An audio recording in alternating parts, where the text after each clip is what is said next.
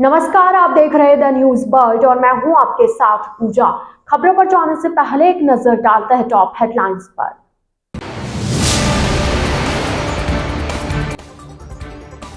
गणतंत्र दिवस समारोह को लेकर डीआरडीएम में बैठक, बेहतरीन ढंग से मनाने के आदेश।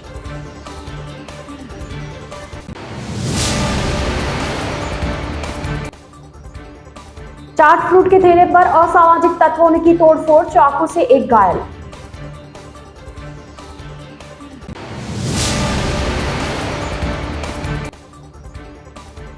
पुष्करना प्रीमियर लीग 2024 के लिए खिलाड़ियों का ऑक्शन।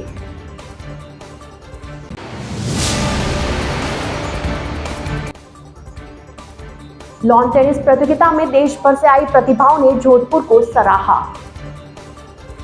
तो ये थी हेडलाइंस और अब खबरें विस्तार से। जोधपुर में आगामी 26 जनवरी को मनाए जाने वाले पर्व गणतंत्र दिवस समारोह को लेकर आज डीआरडीए हॉल में एक बैठक का आयोजन किया गया।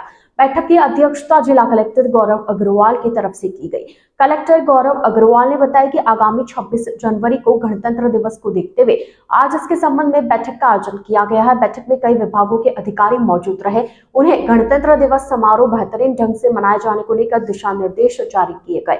बैठक में प्रशासनिक के साथ ही पुलिस अधिकारियों ने भी हिस्सा लिया। पुलिस ने चाक चौबंद सुरक्षा व्यवस्था को लेकर विचार रखे, वहीं प्रशासनिक अधिकारियों ने भी संबंधित विभागों के बारे में जानकारी दी। आज की ये जो बैठक है 26 जनवरी को जो रिपब्लिक डे का कार्यक्रम होता है, जिला स्तरीय कार्यक्रम, संभाग स्तरीय कार्यक्रम यहाँ जोधपुर में, उसकी तैयारियों को लेकर आज की ये बैठक आयोजित की गई थी कि किस प्रकार से जो संबंधित विभाग हैं, संबंधित जो ऑफिसर्स हैं, उन सबको उनकी जो जिम्मेदारी है वो बताई जा सके। कहीं कोई किसी का कोऑर्डिनेशन इश्यू हो, कहीं कोई क्लैरिफिकेशन हो, वो दिया जा सके तथा सभी को पाबंद किया जा सके कि हर साल के भांति इस बार की जो है एक बेहतरीन कार्यक्रम कराएं, क्योंकि ये सब और ये एक अच्छी सेरेमनी। जोधपुर के लूणी क्षेत्र के धवा कस्बे में आज सुबह गुड़ा मालिनी के विधायक एवं प्रदेश के राज्य मंत्री के बिश्नोई का भव्य स्वागत किया गया। भाजपा नेता श्याम खिचड़ ने बताया कि राज्य मंत्री बिश्नोई जयपुर से अपने विधानसभा क्षेत्र सड़क मार्ग से धवा से होकर निकले, तब ग्रामीणों ने उनका ढोल नगारों के साथ माला साफा पहनाकर भव्य स्वागत किया। इस अवसर पर उन्होंने कहा कि प्रदेश में भाजपा की सरकार बन चुकी है और आने वाले लोकसभा चुनाव में भी भाजपा की सरकार ही बनेगी। साथ ही उन्होंने कहा कि नरेंद्र मोदी ही तीसरी बार प्रधानमंत्री बनेंगे। इस मौके पर पूर्व सरपंच श्रीराम बिश्नोई, मदन लाल पटेल, गोविंद पेशवा, ओमाराम गोदारा, ओम ढाका, पूर्व सरपंच मूलाराम ढाका, अमरपाल धतरवाल आदि उपस्थित रहे। तो प्रदेश में सरकार बन चुकी है और उम्मीद है कि अब आने वाले समय में तीसरी बार मोदी जी पास पीएम बना वो कोई भी तरीके को जो गांव में जो पूरे हिंदुस्तान में आज एक इंफ्रास्ट्रक्चर ले, हर दिशा के मायने खेल कूद ले, मेरे कने में जो खेल और महकमा है, स्किल डेवलपमेंट वो भी मेरे कने है। किन तरीके में स्किल मतलब कि कौशल विकास, इनको मतलब है कि आप कोई मकान बनावा तो जो प्लम्बर होया करे वो थैन में यूँ नहीं कर सका, थोड़ा बहुत सीखोड़ हो तो आप प्लम्बर को काम कर सका। आज हमारे गांव में के बिश्नोई पधारे हैं राज्य मंत्री, उनका हमने गांव वालों ने मिलकर स्वागत किया और के बिश्नोई साहब ने हमें आश्वासन दिया है कि जो भी गांव का विकास होगा हम आपके साथ में रहेंगे। राज्य सरकार जो भी कोई स्कीम आएंगी या केंद्र की कोई स्कीम आएगी उनके बारे में हमको पूरे जानकारी दी। जोधपुर शहर के कलपत्रू शॉपिंग सेंटर के सामने एक ट्रैवल एजेंसी के निकट आज सुबह फ्रूट चाट के ठेले पर कुछ असामाजिक तत्वों द्वारा संचालक से मारपीट के साथ ठेले पर तोड़फोड़ कर सामान बिखेर दिया गया। बताया गया है कि यहां पर चाकूबाजी हुई जिसमें एक युवक चोटिल हुआ है। हालांकि अभी तक इस बारे में कोई मामला पुलिस में दर्ज नहीं हुआ है। जानकारी के अनुसार कलपत्रू शॉपिंग सेंटर के सामने जैन ट्रेवल्स का कार्यालय है। इसके नजदीक ही सामने एक फ्रूट चाट का ठेला लगता है। आज सुबह कुछ असामाजिक तत्व लड़के आए और चाट खाने की बात को लेकर विवाद करने लगे। इससे ठेला चालक और इनके बीच बोलचाल हो गई। असामाजिक तत्वों ने आक्रोश में आकर ठेले पर तोड़फोड़ कर फ्रूट्स को बिखेर दिया। बताया गया है कि यहाँ पर चाकू लगने से एक युवक घायल हुआ जिसे अस्पताल ले जाया गया। सूचना पर पुलिस भी घटनास्थल पर पहुंची मगर तब तक बदमाश भाग गए। जोधपुर जिले के लूणी ग्राम पंचायत के राजकीय उच्च माध्यमिक विद्यालय के प्राथमिक परिसर में ब्लॉक का पहला राजकीय होम्योपैथिक औषधालय खोला गया। यह औषधालय फिलहाल अस्थायी भवन में चल रहा है। होम्योपैथिक महिला चिकित्सा अधिकारी डॉक्टर अंजलि निर्वाण ने बताया कि लूणी ब्लॉक में पहला होम्योपैथिक चिकित्सालय खुला है, जहां होम्योपैथिक चिकित्सा सुविधा उपलब्ध करवाई जा रही है। उन्होंने बताया कि मौसमी बीमारी को लेकर प्रत्येक बुधवार को विशेष शिविर लगाया जाएगा, जिसका ग्रामीण ज्यादा से ज्यादा उपयोग ले। स्थानीय ग्रामीण कुशाल सिंह ने बताया कि होम्योपैथिक औषधालय विद्यालय में होने के कारण अधिकतर लोगों को इसकी जानकारी नहीं है, इसलिए प्रशासन को इसके लिए अलग से भवन उपलब्ध करवाया जाना चाहिए, ताकि अधिक से अधिक लोग होम्योपैथिक चिकित्सा सुविधा से लाभान्वित हो सके। मेरा नाम डॉक्टर अंजलि निर्वाण है। मैं होम्योपैथिक चिकित्सा अधिकारी के पद पर कार्यरत हूँ। लूनी में पहला होम्योपैथिक चिकित्सालय यहाँ खुला है, जो कि अभी राजकीय उच्च प्राथमिक विद्यालय लूनी में खुला है। उसके उच्च प्राथमिक जो खंड है वहाँ पे खोला गया है। यहाँ पे होम्योपैथिक की चिकित्सा सुविधा उपलब्ध कराई जा रही है। तो मैं सभी से निवेदन करूंगी कि वे यहाँ आकर होम्योपैथिक चिकित्सा का भी जो है उसको उपयोग में ले सकते हैं। सभी बीमारियों का इलाज यहाँ पे प्रोवाइड किया जाता है। राजकीय होम्योपैथिक ब्लॉक औषधालय खुला है, जो कि लूणी के प्राथमिक विद्यालय के अंदर खुला हुआ है। यह लोगों को अधिकतर मालूम नहीं है, इसलिए ये विद्यालय के बाहर निकाल कर कहीं पे भी इनके भवन की व्यवस्था की जाए, ताकि सब आसपास के गांव को भी मालूम पड़े होम्योपैथिक औषधालय खुला हुआ है, उनको मालूम पड़े। पुरानी पेंशन योजना बहाली के लिए संयुक्त प्रपत्र के बैनर तले रेलवे मजदूर संगठनों का क्रमिक अनशन बुधवार को तीसरे दिन भी रेलवे स्टेशन के बाहर जारी रहा।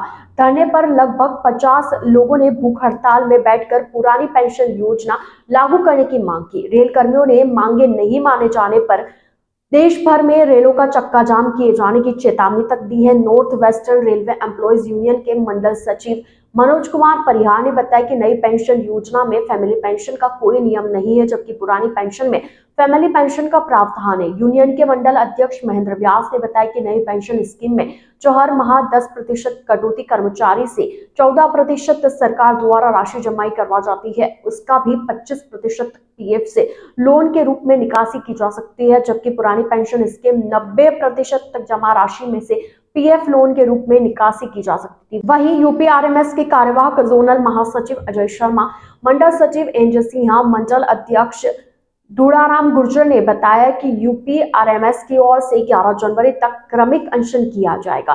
प्रतिदिन अलग अलग ब्रांच के पदाधिकारी और कार्यकर्ता क्रमिक भूख हड़ताल पर बैठे रहेंगे।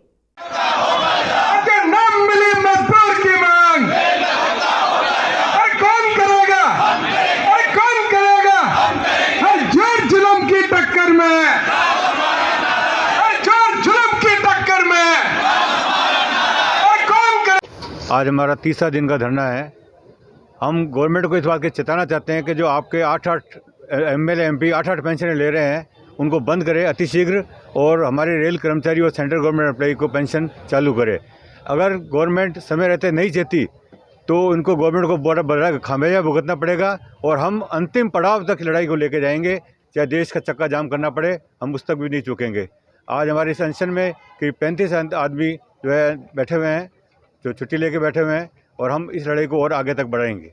आज जो हमारा धरना चल रहा है एनजीसीए के आह्वान पर, इसमें कर्मचारी बढ़ चढ़ कर भाग ले रहे हैं, और अभी जो एनपीएस का दंश हमारे युवा पीढ़ी भुगत रही है, एनपीएस को लेकर एनजेसीए के आह्वान पर आज हम तीसरे दिन यहाँ पर कर्मिक अनशन में बैठे हैं।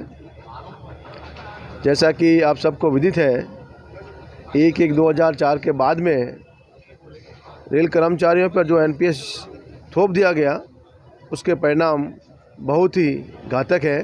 जो हमारे साथी बैठे हैं औकार जी, ये रेल से सेवानिवृत्त हुए, जब इनको सैलरी तो 50,000 मिलती थी, अभी इनके बच्चे ने बताने का काम किया, लेकिन ये सेवानिवृत्त के बाद में जो इनको पेंशन मिल रही है, मात्र 3500 रुपये पेंशन मिल रही है। 3000 ही, 3500 भी नहीं। अब 3000 रुपये में कैसे आदमी 60 साल के बाद अपना जीवन यापन करेगा, ये सोचनीय बात है। इसलिए एनजेसीए ने निर्णय लिया कि रेलवे के अंदर जो 1/1/2004 के बाद में जो नई पेंशन योजना एनपीएस लागू की गई है, इसको तुरंत समाप्त किया जाना चाहिए और सरकार इस और कोई सकारात्मक कदम नहीं उठाती है तो निश्चित तौर पर आने वाले दिनों के अंदर हम दावे के साथ कहते हैं हम रेल का चक्का जाम नहीं करेंगे, हम पूरे देश का चक्का जाम करने का काम करेंगे और तमाम रेल कर्मचारियों को संघर्ष के माध्यम से एनपीएस से ओपीएस में दिलाने का काम करेंगे। साथियों, ये इस देश का इतिहास रहा है, जब भी मजदूरों ने आंदोलन किया है, जब भी कर्मचारियों ने संघर्ष किया है, जीत हमेशा कर्मचारियों की हुई और आने वाले समय में भी जीत रेल कर्मचारियों की होगी। मजबूरन इस भारत सरकार को कर्मचारियों के सामने झुकना पड़ेगा और एनपीएस को ओपीएस में तब्दील करना पड़ेगा। जय हिंद, जय भारत। एनजेसी के आह्वान पर 8 तारीख से लेकर 11 तारीख तक कार्मिक अनशन में रेल कर्मचारी यहाँ पर स्टेशन के बाहर धरना लगाकर बैठे हैं। आज शानदार तीसरा दिन है और हमें खुशी इस बात की है कि इस बार अपनी ही मांगों को लेकर एनपीएस से संबंधित तमाम रेल कर्मचारी बहुत ही आक्रोश के साथ इस धरने के अंदर सम्मिलित हुए हैं। यही नहीं अपितु तमाम शाखाओं में, तमाम कारखानों में इस प्रकार का 4 दिवसीय का कार्यक्रम चल रहा है। हमारी समय रहते यही मांग रहेगी कि भारत सरकार एनपीएस को रद्द कर ओपीएस की बहाली करे, नहीं तो जिस प्रकार हमारे शीर्ष नेताओं ने बताया कि आने वाले समय में रेल का चक्का ही नहीं देश का चक्का जाम करने का कार्य किया जाएगा, क्योंकि हमारे शीर्ष नेताओं की सूझबूझ से सन 72 के बाद आज तक without any one day man loss के तहत हमने तमाम मांगों को मनाने का काम किया है। मगर सरकार को अगर ये बात समझ में नहीं आती है कि बगैर किसी के मैन डे लॉस के बावजूद भी अगर वह हमारे भारतीय नागरिक होने के नाते हमें बड़े दुख के साथ ये कहना पड़ेगा कि पूरे भारतवर्ष में अगर भारत का चक्का जाम होगा तो निस्संदेह ही कितना नुकसान होगा, हम इस बात को जानते हुए भी हमें ये मजबूरी में कदम उठाना पड़ेगा। इसलिए हमें भारत सरकार को ये कहना है इस मांग को लेकर, इस अनशन को लेकर कि आने वाले समय में एनपीएस को बंद करें और ओपीएस को बहाल करें। धन्यवाद। जय हिंद। जोधपुर शहर में इन दिनों 67वीं राष्ट्रीय खेलकूद प्रतियोगिता का आयोजन गौशाला मैदान और पुलिस लाइन कोर्ट में चल रहा है। यहां लॉन टेनिस खेलने आए देश भर के प्रतिभागियों ने जोधपुर में आयोजकों द्वारा की गई व्यवस्थाओं को सराहा। राष्ट्रीय स्तर के खिलाड़ियों ने खूब प्रैक्टिस के साथ अपने मैच खेले। महाराष्ट्र से आई चैंपियन माधुरी पाठेरा ने कहा कि उन्हें जोधपुर में आकर अच्छा लगा है। यहाँ आयोजकों द्वारा जो व्यवस्थाएं की गई है वो सराहनीय है। ट्रैवल मैनेजमेंट भी अच्छा रहा। वे खुद भी 17 और 19 वर्ष की खेलकूद प्रतियोगिताओं की चैंपियन रह चुकी है। यहाँ खेलना सुखद अनुभव है। वहीं मुंबई से आई डेनिका निर्मल फर्नांडे कहती है कि जोधपुर आकर अच्छा अनुभव रहा। वे यहाँ ब्रॉन्ज के लिए आई है। राष्ट्रीय स्तरीय इस खेलकूद प्रतियोगिता में वे अंडर 19 में खेल रही है, जबकि कोलकाता से आई शिया पठारे का कहना है कि वे यहाँ आकर अच्छा अनुभव ले रही है। खेलकूद की इस प्रतियोगिता में अच्छा अनुभव तो मिलेगा ही, साथ ही वे अपनी तरफ से अच्छा भी करेंगी। इसके अलावा कर्नाटका और कोलकाता आदि शहरों से भी छात्राएं खेलने के लिए आई हुई है। बता दें कि यहाँ गौशाला क्रीड़ा संगम और पुलिस लाइन कोर्ट पर लॉन टेनिस की राष्ट्रीय स्तरीय 67वीं खेलकूद प्रतियोगिता चल रही है, जहां देश भर से 300 प्रतिभागी हिस्सा ले रहे हैं।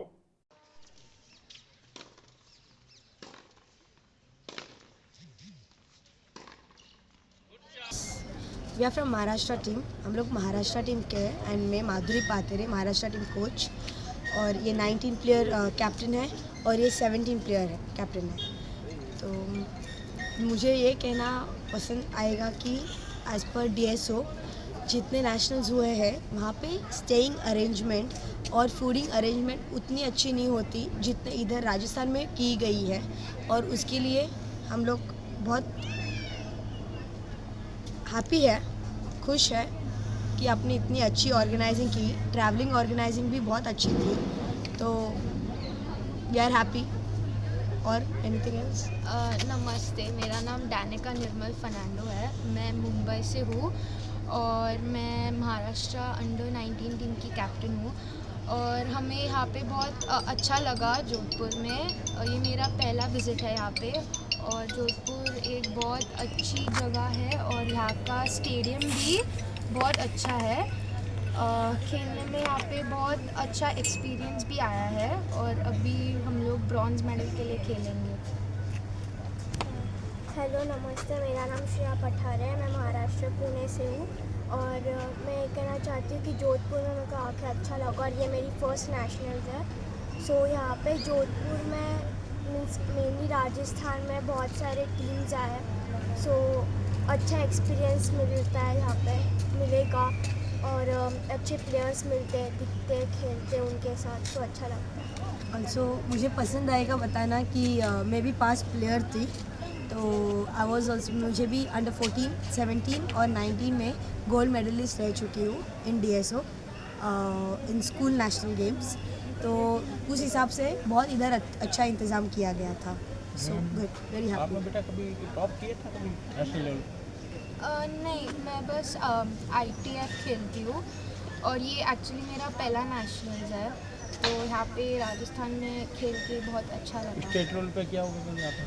स्टेट में मैं अभी 98 पे हूँ रैंकिंग में। ऑल्सो इनका होने दो। बेटा नेशनल लेवल पे कभी पहला नेशनल है? स्टेट लेवल पे कोई भी फर्स्ट सेकंड थर्ड में अच्छा किया?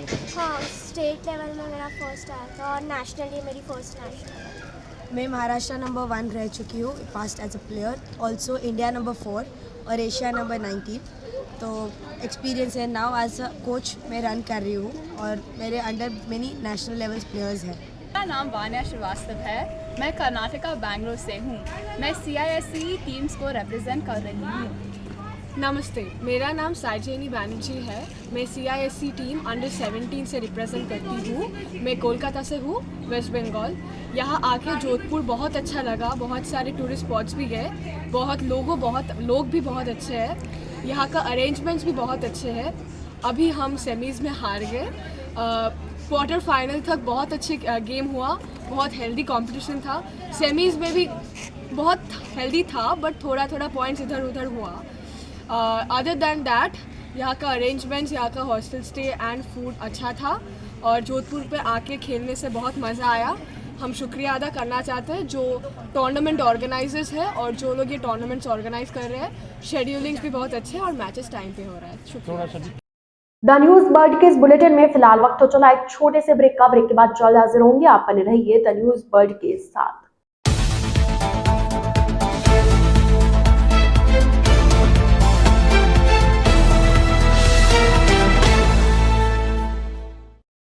ब्रेक के बाद आपका स्वागत है। जोधपुर में पुष्करना प्रीमियर लीग क्रिकेट खेलकूद प्रतियोगिता आगामी 22 जनवरी से शुरू होगी। इसके लिए आज से ऑक्शन शुरू हो गया है। समाज के युवाओं को इस लीग से जोड़ा जा रहा है ताकि वे राष्ट्रीय और अंतर्राष्ट्रीय स्तर पर अपनी और समाज की पहचान कायम कर सके। इसके लिए सुबह से ही समाज के कई युवाओं ने अपना नाम इसमें जुड़वाया। प्रतियोगिता में 4 टीम हिस्सा ले रही है। चारों टीमों के ओनर आज ऑक्शन में मौजूद थे। पहली टीम सुंदर मेडिकल्स के रोहित कुमार जोशी, आभा जेंट्स के जितेंद्र बोहरा, कैंप हॉलीडेज के अभिषेक बोहरा, फाल्कन क्रिकेट क्लब के चंद्रमोहन कल्ला और कुणाल कल्ला ने अपने अनुभव के साथ खिलाड़ियों को खरीदा। आयोजकर्ता अनमोल कल्ला, पंकज बोड़ा, विशाल पुरोहित, तरुण चुरा और विकास चौन्ना ने बताया कि प्रतियोगिता 22 जनवरी से श्री ठाकुर जी क्रिकेट ग्राउंड में शुरू होगी। प्रतियोगिता में 60 पुष्करना खिलाड़ी भाग ले रहे हैं। खिलाड़ियों में 45 साल के अनुभवी खिलाड़ियों के साथ यंग 16 साल के खिलाड़ी भी खेल रहे हैं। अनुभवी खिलाड़ियों से पूर्ण अनुभव लेंगे। कई चयनकर्ताओं की नजर इस टूर्नामेंट पर रहेगी। Skill of cricket, so you all will be satisfied with everyone, and the auction of these players will be on behalf of. So I want to call upon all the 4 owner of Sundar Medicals, 5,500 for Falcon Club, 6 Club, 4 Paratpora, the left-arm batsman, 6 young बच्चों को उनकी प्रतिभा दिखाने के लिए करवा रहे हैं। जैसे कि अभी हमारे पास में अंडर 16, अंडर 19 और अंडर 23 के बच्चे जो हमारे समाज के हैं वो लोग क्रिकेट खेल रहे हैं अच्छे लेवल पर, तो हम उनको एक प्लेटफॉर्म दिया है कि वो यहाँ पे समाज में भी अपना कुछ योगदान दे सके क्रिकेट के जरिए, और वो इस लेवल से आगे जाके आगे रणजी और इंडिया लेवल पे वो क्रिकेट खेल सकें। ये टूर्नामेंट कहाँ होगा और आप युवाओं को क्या मैसेज देना चाहते हैं? ये टूर्नामेंट अपने पालबलई से पहले प्राचीन ठाकुर जी का मंदिर है, क्रिकेट ग्राउंड, वहाँ पर होगा। युवा को यही संदेश देना चाहते हैं कि मोबाइल छोड़ें और ग्राउंड पे ज़्यादा से ज़्यादा समय बिताएं, ताकि अब उनका खुद का विकास अच्छा हो और देश का विकास हो। सेलिब्रिटी वगैरह किसी बुला रहे हैं आप? सेलिब्रिटी अभी हमारे नाम 2-3 नाम चल रहे हैं, बट उनसे बात चल रही है, अगर कोई फाइनल होगा तो ज़रूर बुलाएंगे। कितने तारीख होगा? ये 22 तारीख से आगाज़ होगा इस टूर्नामेंट। जोधपुर के राजकीय कन्या महाविद्यालय सूरसागर में 8 जनवरी से 13 जनवरी तक खेल सप्ताह के तहत विभिन्न खेल प्रतियोगिता आयोजित हो रही है। प्राचार्य प्रोफेसर डॉक्टर अरुण व्यास ने बताया कि कॉलेज की छात्राएं और महाविद्यालय स्टाफ इस खेल सप्ताह में खेलों में बढ़ चढ़कर हिस्सा ले रहे हैं। शतरंज प्रतियोगिता में छात्रा वर्ग में बीए द्वितीय वर्ष की छात्रा ने बीए तृतीय कक्षा के छात्रा कोमल बंसल को हराकर विजेता बनी। स्टाफ मुकाबलों में प्रोफेसर डॉक्टर अनुराधा श्रीवास्तव ने भाग्यश्री दामाचिया को हराया, लेकिन अगले मुकाबले में डॉक्टर परवीन से हार गई। डॉक्टर परवीन ने अंतिम मुकाबले में सतीश बोहरा को कड़े मुकाबले में हराया। कैरम टूर्नामेंट में बीए तृतीय कक्षा के प्रारंभिक मुकाबलों में ममता कंवर ने कोमल बंसल को तथा उर्मिला ने ललिता नेण को हराया। दूसरे दौर के मुकाबले में ममता ने उर्मिला, लीना ने प्रियंका को, एंजेलिना ने मोनिका को हराया। सेमीफाइनल मुकाबले में ममता कंवर ने लीना को और एंजेलिना ने डिंपल को परास्त किया। इसके अलावा कैरम, खो खो, एथलेटिक्स आदि प्रतियोगिताओं में छात्राओं ने अपना दमखम दिखाते हुए सभी को रोमांचित कर दिया।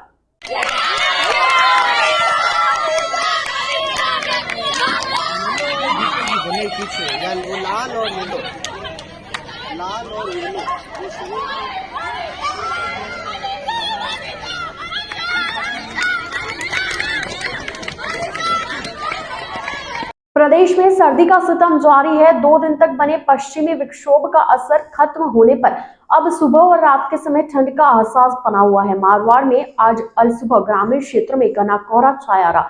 जोधपुर शहर में हालांकि अलसुबह कोहरा था, मगर सुबह 8 बजे से धूप खिल गई थी। धूप खिलने से सर्दी से परेशान लोगों को कुछ राहत महसूस हुई। प्रदेश में बना पश्चिमी विक्षोभ का असर खत्म होने के साथ आज सर्दी से कुछ राहत महसूस की गई।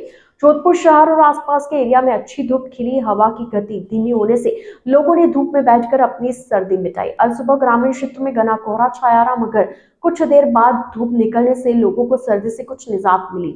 मौसम विभाग की माने तो विक्षोभ का असर खत्म होने के साथ आगामी सप्ताह भर तक मौसम शुष्क बना रहेगा, जिसके चलते सुबह व रात के तापमान में गिरावट दर्ज किए जाने के साथ सर्दी का कहर बना रहेगा। लोगों को सर्दी से बचने के जतन करने को कहा गया है। उदयपुर जिले के कानोड़ नगर पालिका में मंगलवार को सार्वजनिक धर्मशाला बस स्टैंड पर विभिन्न संगठनों द्वारा सार्वजनिक बैठक का आयोजन किया गया, जिसमें आगामी 22 जनवरी को अयोध्या में होने वाले श्री राम मंदिर शुभारंभ को लेकर नगर में दीपोत्सव मनाने सहित सुंदरकांड पाठ की अपील की गई। तैयारी में कानोड़ नगर पीछे न रह जाए, इसके लेकर विश्व हिंदू परिषद, बजरंग सेना, विभिन्न संगठन व गोपाल राय मंदिर के सदस्यों द्वारा तैयारी की जा रही है। सभा में कहा गया कि नगर के सभी घरों में दीपक जलाए व गोपाल राय मंदिर के सदस्यों द्वारा विशाल शोभा यात्रा निकाली जाएगी। शाम को नगर के जम्मू चौक पर सुंदरकांड का आयोजन किया जाएगा। इस बीच उपस्थित पूर्व नगर पालिका अध्यक्ष अनिल शर्मा, भाजपा मंडल अध्यक्ष अनूप श्रीमाली, पूर्व नगर पालिका उपाध्यक्ष मनोज भानावत, रतन लक्षकार, भाजपा पार्षद लोकेश पुरोहित, बजरंग दास वैष्णव, संजय जारोली, उदय सिंह मेहता, प्रकाश सोनी, शंभू मेघवाल सहित कई गणमान्य नागरिक मौजूद रहे। होने ये भीड़ चले और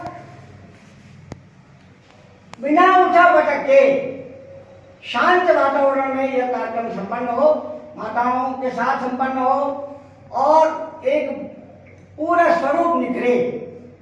तो 7 बजे 7:15 से 9:15 तक 2 घंटे का यह पूरा नगर में कार्यक्रम है। चूरू के तारानगर पंचायत समिति सभागार में प्रधान संजय कस्बा की अध्यक्षता में साधारण सभा की बैठक आयोजित हुई। बैठक में सदस्यों ने क्षेत्र की बिजली, पानी, सड़क, चिकित्सा, शिक्षा व अन्य कई समस्याओं पर चर्चा करते हुए उनके निराकरण करने की मांग की। बैठक में सदस्यों ने साहवा भालेली क्षतिग्रस्त सड़क मार्ग को ठीक करवाने, दाणियों में विद्युतीकरण करवाने सहित काफी समस्याओं से प्रधान कस्बा को अवगत करवाया। प्रधान कस्बा ने अधिकारियों से कहा कि अधिकारी बैठक में सदस्यों की ओर से रखी गई समस्याओं का तुरंत निराकरण करें। विकास अधिकारी अमरजीत सिंह बावल ने सरकार की जन कल्याणकारी योजनाओं के बारे में कहा कि योजनाओं का अधिक से अधिक लाभ ले। इस मौके पर तहसीलदार सोनू आर्य, सहायक अभियंता विनोद धायल, मोहर सिंह ज्ञानी सहित सरपंच व बीडीसी सदस्य अधिकारी मौजूद रहे। आज 10 तारीख को तारानगर पंचायत समिति में साधारण सभा की मीटिंग का आयोजन हुआ। जिसमें विभिन्न विभागों की समस्याओं के संबंध में अधिकारियों के समक्ष उनकी उपस्थिति में चर्चा हुई। कुछ समस्याओं का मौके पर समाधान हुआ, कुछ पर आने वाले समय में अधिकारियों द्वारा समाधान करने की कोशिश की गई।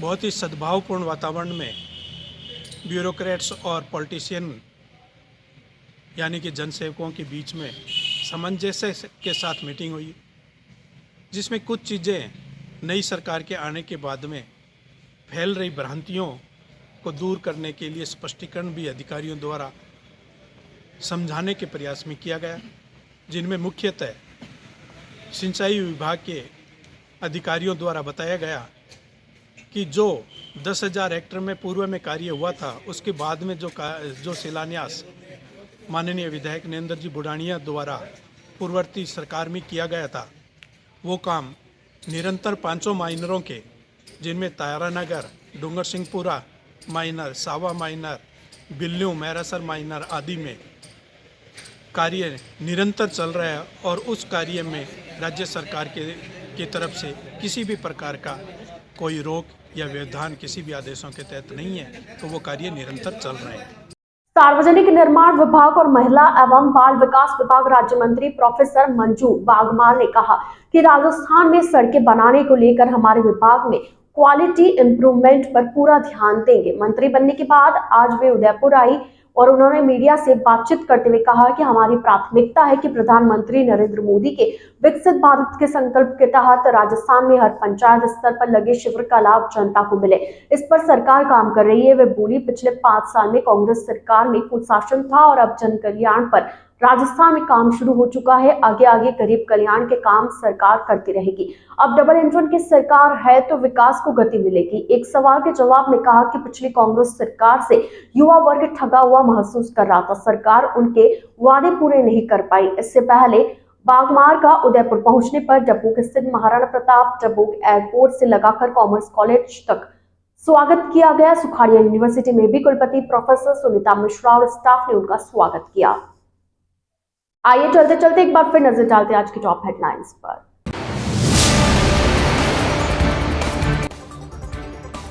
गणतंत्र दिवस समारोह को लेकर डीआरडीएम में बैठक, बेहतरीन ढंग से मनाने के आदेश।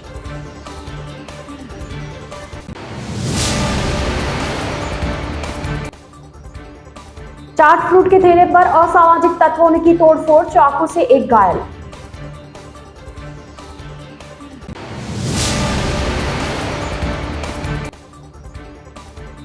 पुष्करना प्रीमियर लीग 2024 के लिए खिलाड़ियों का ऑक्शन।